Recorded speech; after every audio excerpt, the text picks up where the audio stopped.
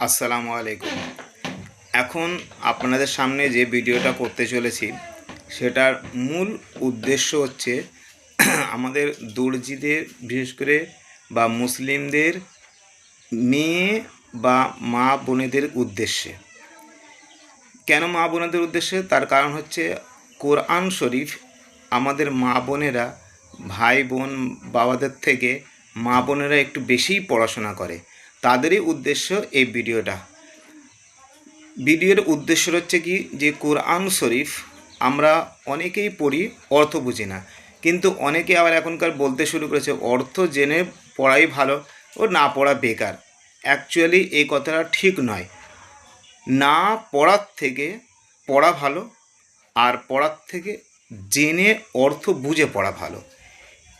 এর মানে এই নয় যে কোরআন শরীফ পড়বে না, পড়া অতি উত্তম। একটা এক্সাম্পল, যেরকম ঔষধ সম্বন্ধে অনেক রোগী আছেন বা বেশিরভাগই রোগী ঔষধ সম্বন্ধে জানেন না, কিন্তু তাকে যদি সেই ওষুধ খাওয়ানো হয় কোনো রোগের কারণে, ধরুন কারো জ্বর হয়েছে, আর সেই জ্বরের ওষুধ যদি কেউ এনে দেয় আর তাকে খাওয়ানো হয়, তাহলে কিন্তু তার জ্বর ঠিক হয়ে যায় বা সে শিফা পায়। তো ঠিক ওই রকম কোরআন শরীফ যদি কেউ অর্থ নাও বোঝে, তাহলে সে কিন্তু উপকার বা শিফা পাবে। ঠিক তাদের উদ্দেশ্যে যারা কোরআন শরীফ পড়ে অর্থ বোঝে না, তাদেরকে উদ্দেশ্যে আর দুটো আমি দোয়া বলবো, তাদেরকে বলবো এটা তারা শিখে নিক যেন। সেটা কীরকম?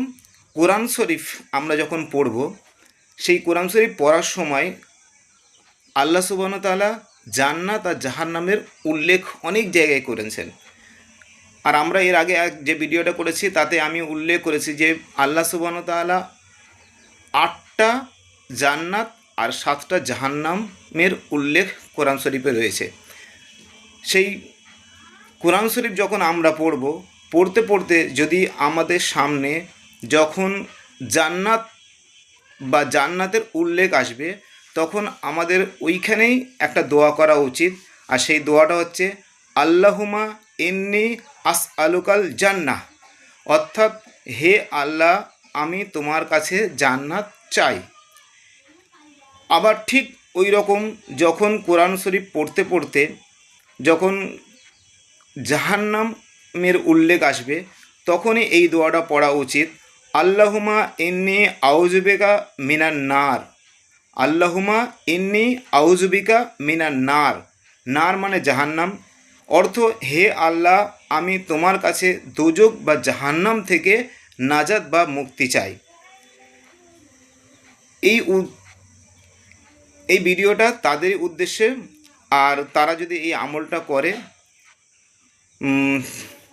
আমিও হয়তো কিছু দোয়া পাবো। আর এর আগেই বলেছি, কোরআন শরীফ না পড়ার থেকে পড়া ভালো, আর পড়ার চেয়ে জেনে বুঝে অর্থ জেনে পড়া অতি উত্তম। এই ভিডিওটা যদি আপনাদের ভালো লাগে, তাহলে ভিডিওটা সাবস্ক্রাইব করুন, লাইক করুন, শেয়ার করুন, কমেন্ট করুন। আর আমার YouTube channel Abdul Rahim in Kolkata, বড় অক্ষরের বা ক্যাপিটাল লেটারে আপনারা সার্চ করলে এরকম ইসলামের ইতিহাসের বা ইসলামিক বিষয়ে অনেক ভিডিও আপনারা পাবেন ইনশাআল্লাহ। আসসালামু আলাইকুম।